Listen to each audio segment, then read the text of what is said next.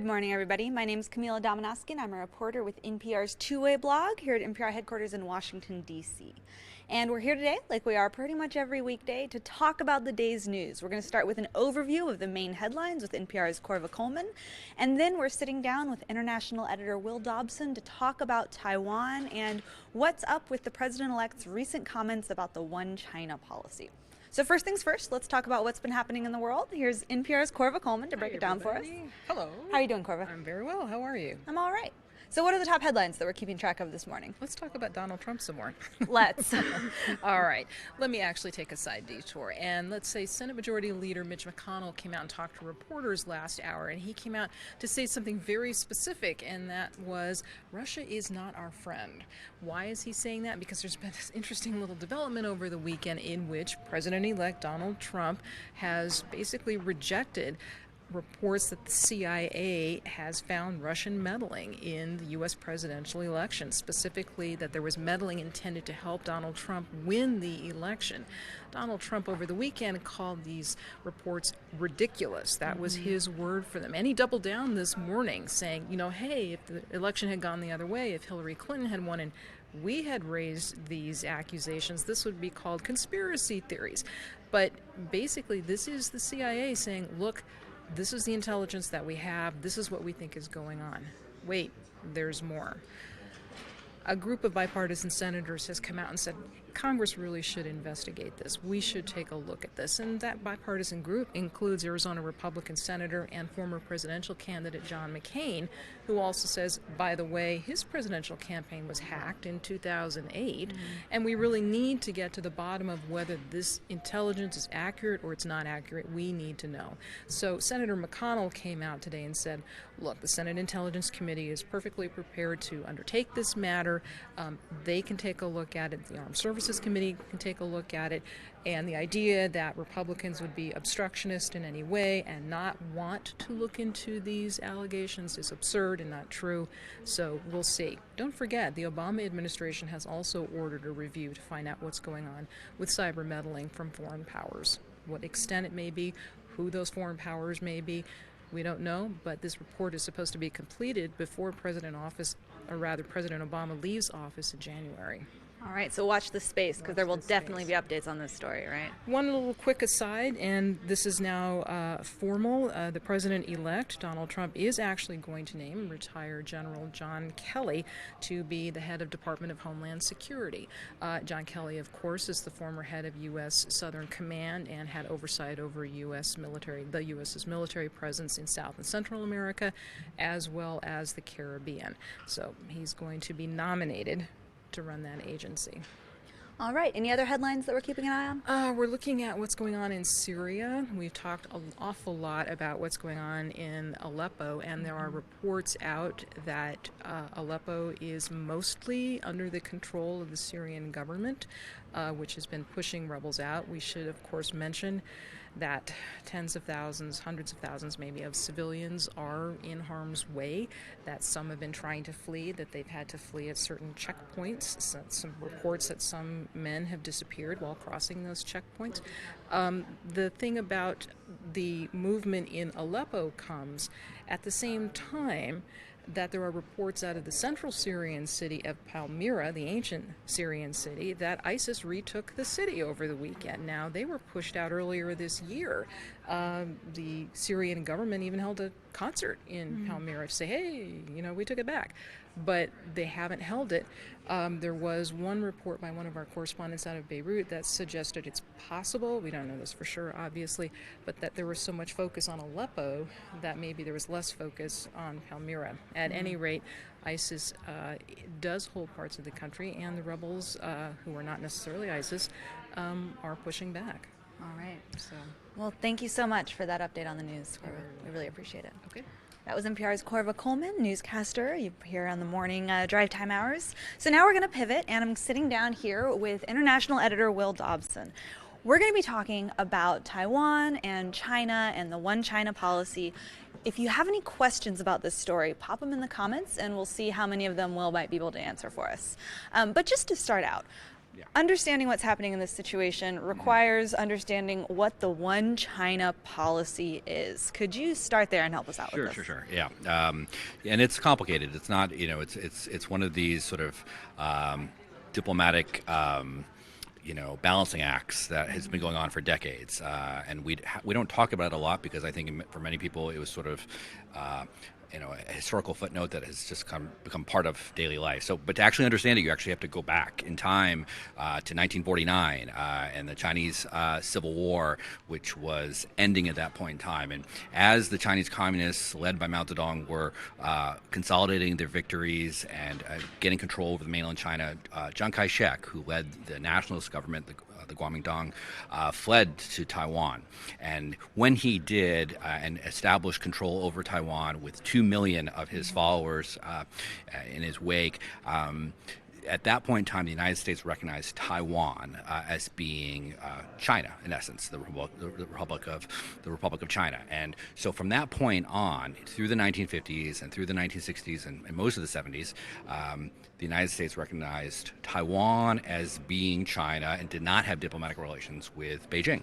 Now, this changed as ties between the United States and China warmed over this period of time, particularly in the 1970s and 1972 with Nixon's visit to Beijing, which was for the first visit of a U.S. president to communist-controlled China, and then what really matters for us is in 1979 when President Jimmy Carter established diplomatic relations with China.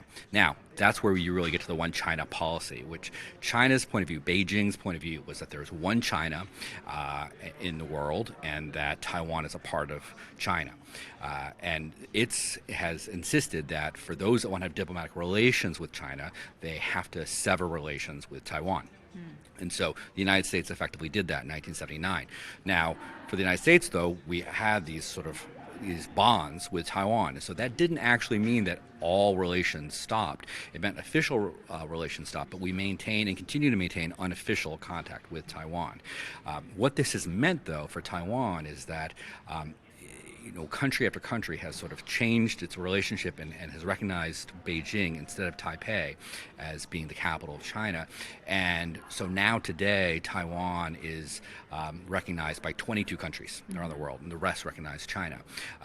And a sort of important thing to note here is that the United States doesn't fully adopt China's definition.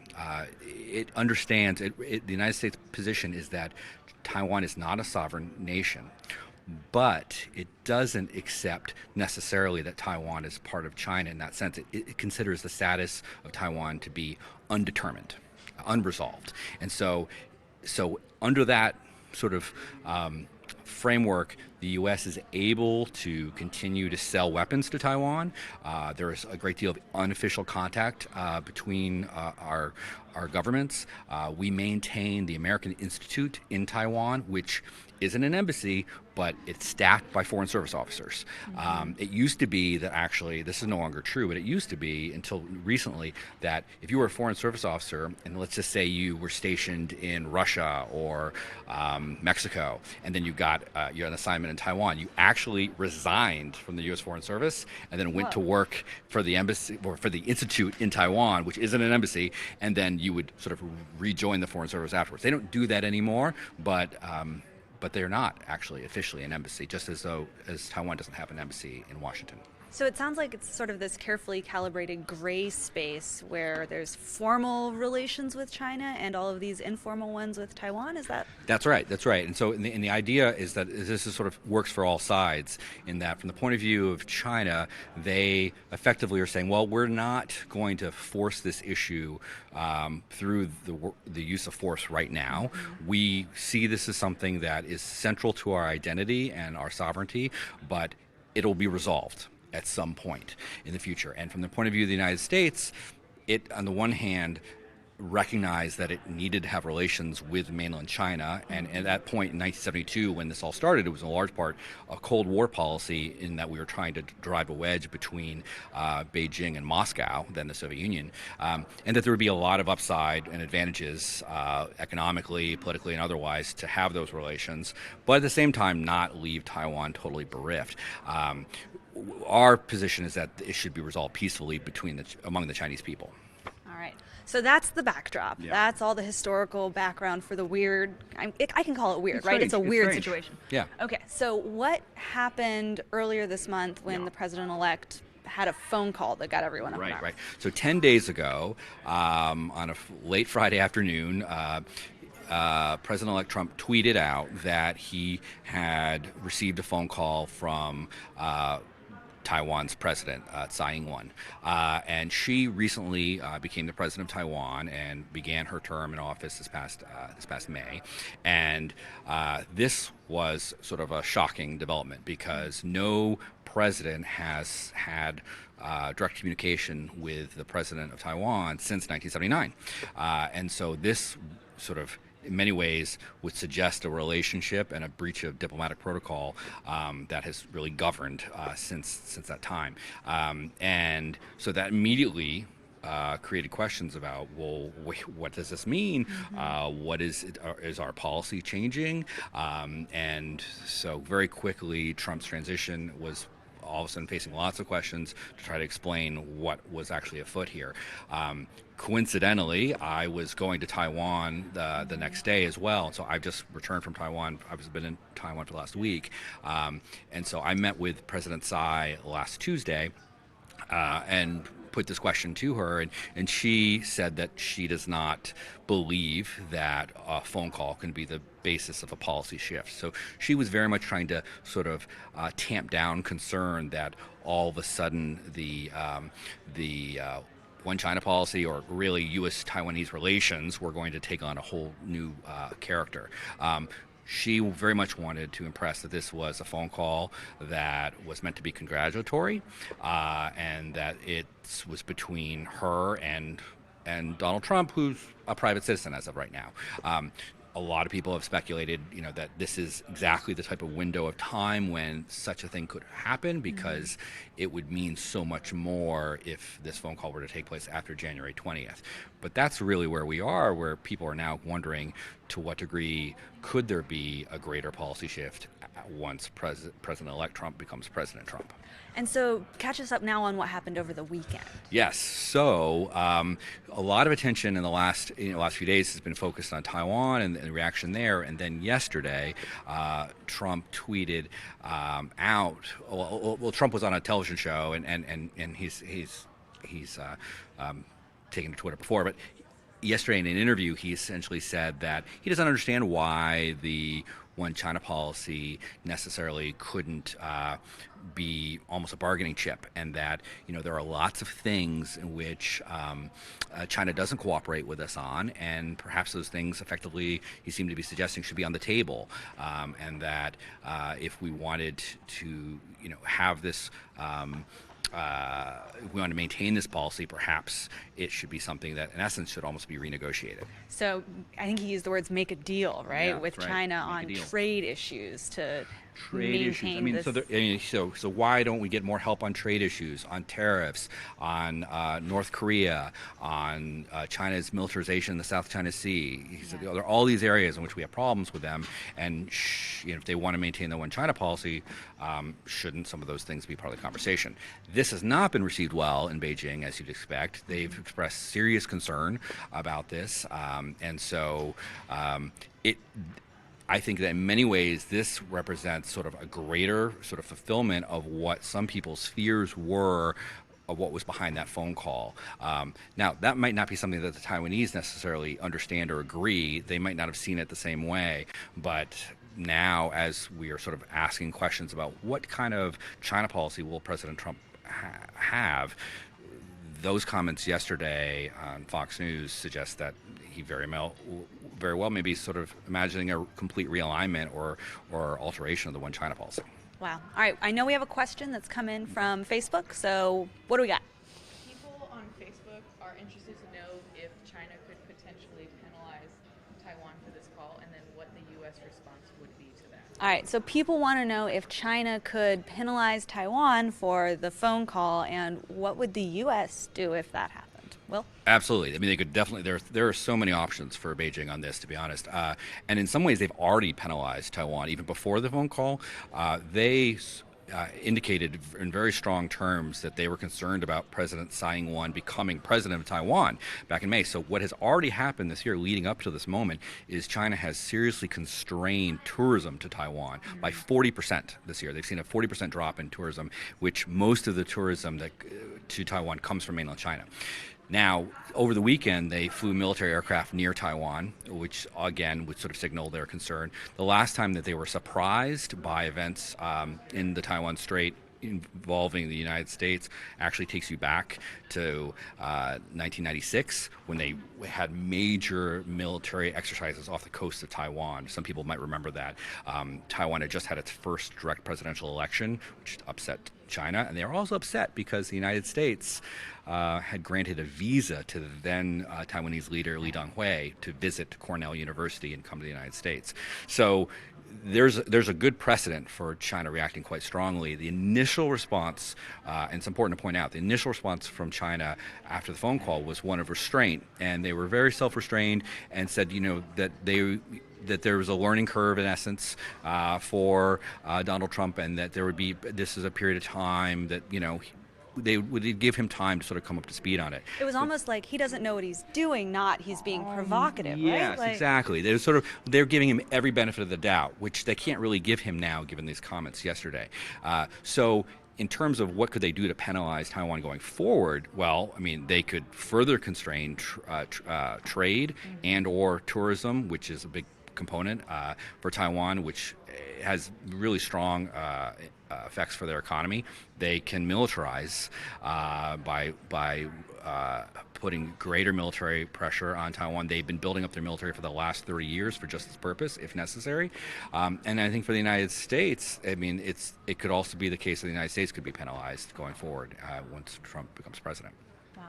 Could you talk about the reactions to these developments from China and in the U.S. and in Taiwan? Because it's kind of like an interesting set. Yeah, I mean, I think from the point of view of China, it's been very much sort of the official response has been a restrained one. You're now seeing that become less the case, where some of their news outlets that are controlled by the government are putting out much more strong statements about Trump being ignorant and having sort of one put it that he sort of had the handle on this as a child would, and so they've become much more strongly worded, which isn't surprising because from the point of view of China, and this is sort of also really an essential aspect in sort of thinking about how the leaders will respond, is this is priority number one. There is almost universal feeling in China that Taiwan is part of China and that it must return at some point to China. So this is something that is very national, is a nationalistic issue, it's a populist issue. You'll have a hard time finding someone. I mean, I've spent time with people who were involved in Tiananmen Square in 1989, student leaders, and they also would tell you that Taiwan is part of China. So this is not something that's just a government view. This is a national view. From the point of view of Taiwan, and this is something I was talking to people last week while there, they uniformly celebrated the phone call. They thought this was a wonderful thing. One person I spoke to said any Taiwanese leader would have seized this opportunity if they'd had it. So this was true not just people who are in the ruling party now, the DPP, but also people who are in the opposition party, the KMT.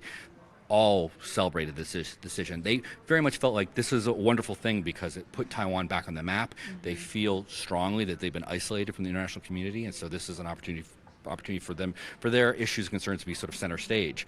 That being said, if actually Donald Trump continues in this direction of sort of pointing towards this being an issue that he will try to test Beijing with, that I believe will make the Taiwanese people very nervous. One, because they don't want to see a military conflict in the Taiwan Strait, and two, this is going to heighten their own insecurity that they're being used as a bargaining chip with the U.S. relationship with China. Right, that make a deal language. Exactly. Yeah. Well, thank you so much for taking some time to My break pleasure. down this really complicated issue for Yeah, us. absolutely. Really appreciate it. And thank you out there in Facebook land for joining us for this conversation. We'll be back again tomorrow for another look at the day's news. Have a great day.